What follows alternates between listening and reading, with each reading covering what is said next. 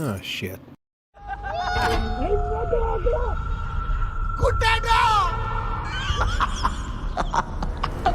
மனிதர் உணர்ந்து கொள்ள இது மனித காதல் அல்ல, அதையும் தாண்டி புனிதமானது. அண்மையில் மலையாளத்தில் வெளியான மஞ்சுமல் பாய்ஸ் படம் தமிழ் ரசிகர்கள் மத்தியில் பேராதரவு பெற்று வசூலில் கலக்கிட்டு வருது.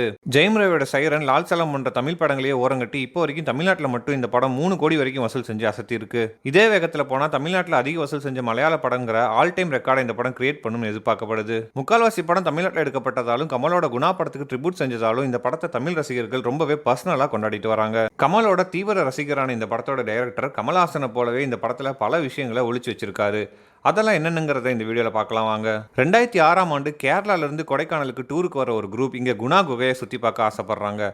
ஆனால் அதில் ஒருத்தர் எதிர்பாரா விதமாக பல 100 அடி கீழே போய் சிக்கிக்க அவரை மற்ற நண்பர்கள் சேர்ந்து எப்படி காப்பாற்றுறாங்கிறது தான் இந்த படத்தோட கதை. 2006ஆம் ஆண்டு உண்மையிலே நடந்த ஒரு சம்பவத்தை அடிப்படையை வச்சு இந்த படத்தை எடுத்திருக்காங்க. அந்த உண்மையான மஞ்சுமல் பாய்ஸ்க்கு ட்ரிபியூட் செய்கிற விதமாக இந்த படத்தில் அவங்க எல்லாரையும் ஒரு கேமியோ ரோல நடிக்க வச்சிருப்பாங்க. படத்தோட ஆரம்பத்தில் வர ஒரு கல்யாண சீனில் மஞ்சுமல் பாய்ஸ்க்கும் இன்னொரு கேங்குக்கும் தக்வார் போட்டி நடக்கும். இதில் படத்தில் மஞ்சுமல் பாய்ஸ்க்கு எதிராக கயிறு இழுத்து சண்டை போடுறவங்க தான் நிஜமான மஞ்சுமல் பாய்ஸ். அடுத்த தடவை நீங்கள் இந்த படத்தை பார்க்கும்போது இது மறக்காம நோட் பண்ணுங்க.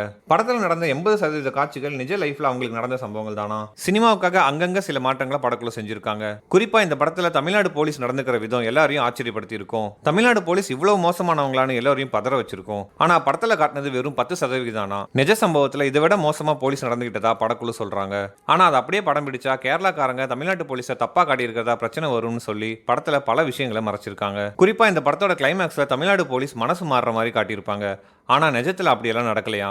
ஆஸ்பத்திரிக்கு போனதுக்கு அப்புறமா அவங்க சித்திரவதை செஞ்சிருக்க போலீஸ் அவங்க கிட்ட இருந்த மொத்த பணத்தை உருவிட்டு தான் அவங்களை கேரளாவுக்கு அனுப்பியிருக்காங்க. இதை நிஜ மஞ்சுமல் பாய்ஸ் ஒரு பேட்டியில ரொம்பவே வருத்தமா வெளிப்படுத்தி இருந்தாங்க. இந்த படத்துல சுபாஷ் கிட்டத்தட்ட 100 அடிக்கு கீழே குகைக்குள்ள விழுந்திருக்கிறதா காட்டியிருப்பாங்க. ஆனா உண்மையில அவர் வெறும் 60 அடி கீழே தான் விழுந்திருக்காரு. இதை பத்தி ஒரு ஆவணப்படத்துல பேசின சுபாஷ், ஃப்ரீசருக்குள்ள உட்கார வச்சா எப்படி இருக்குமோ அந்த மாதிரி குளிர் 60 அடி கீழே இருந்ததாகவும் மேலும் வவ்வால்களோட நாத்தம் உயிரை புடுங்கினதாகவும் சொல்லியிருக்காரு. மறுபடியும் மேல வருவேன்ற நம்பிக்கை எனக்கு துளியும் இல்ல. அந்த டைம்ல தான் குட்டன் என் காதல விழுந்துச்சு. இருக்கிற கொஞ்சோண்டு நம்பிக்கையை வச்சு அவனுக்காக காத்துட்டு இருந்தேன். குட்டம் வர வரைக்கும் எப்படியாவது உயிரை கையில பிடிச்சி வச்சுக்கணும்னு இருந்த கொஞ்சம் நெஞ்ச நம்பிக்கையும் வச்சு நான் நம்பினது போலவே குட்டம் வந்து என் உயிரை காப்பாத்திட்டான்னு ரொம்பவே உருக்கத்தோட பேசியிருப்பாரு. ஆங்கிலேயர் காலத்துல டெவில் கிச்சன் சொல்லப்பட்ட அந்த இடத்துல இது வரைக்கும் 13 பேர் விழுந்து செத்துருக்காங்க. அதை பத்தி பேசின சுபாஷ், எனக்கு தெரிஞ்சு அங்க யாரும் விழுந்த உடனே செத்துருக்க மாட்டாங்க.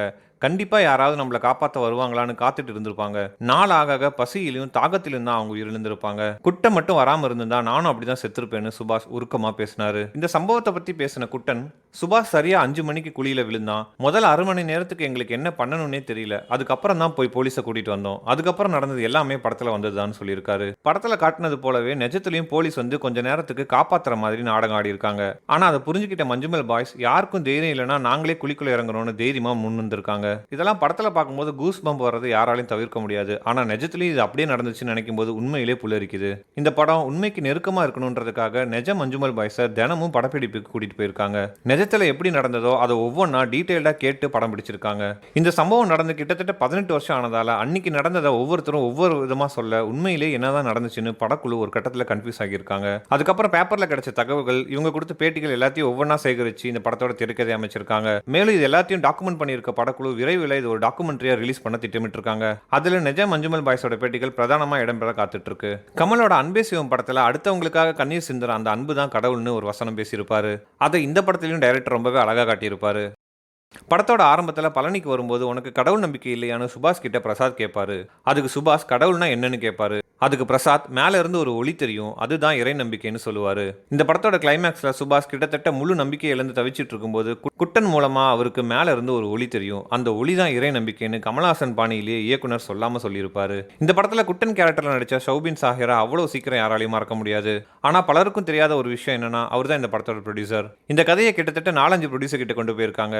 ஆனால் இந்த கதைக்கு இவ்வளோ பட்ஜெட்லாம் ஒதுக்க முடியாதுன்னு சொல்ல கடைசியாக சௌபின் சாகரே இந்த படத்தை தயாரிக்க முன் வந்திருக்காரு. ரொம்பவே ரிஸ்க் எடுத்து இந்த படத்தை தயாரித்த சௌபினுக்கு இப்போ இந்த படம் பல கோடியை வசூலாக கொடுத்து அவர் கோடீஸ்வரராக்கி இருக்கு. ஒரு வாரத்திலேயே 50 கோடி வரைக்கும் வசூல் செஞ்சிருக்க மஞ்சுமல் பாய்ஸ் 100 கோடி இலக்க ரொம்ப ஈஸியாக தொட்டுன்னு சொல்கிறாங்க. அதே மாதிரி இந்த படத்தில் டிரைவர் பிரசாத் கேரக்டரில் ஒருத்தர் ரொம்பவே சிறப்பாக நடிச்சிருப்பாரு. அவர் மலையாள சினிமாவில் தள்ளுமல்லு உண்டான்னு பல வெற்றி படங்களை கொடுத்த முக்கியமான டைரக்டரில் ஒருத்தர்னு பலருக்கும் தெரியாது.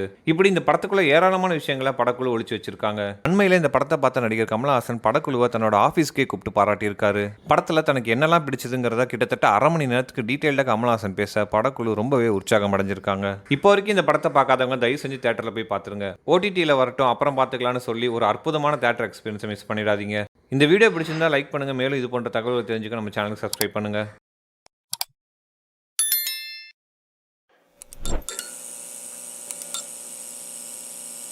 Oh, shit.